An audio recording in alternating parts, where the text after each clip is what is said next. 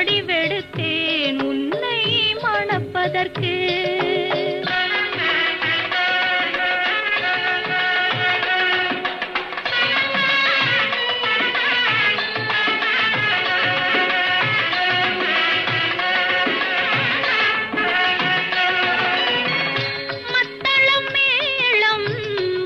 சொலிக்க வரி சங்கம் நின்றாங்கே ஒலி இசைக்க.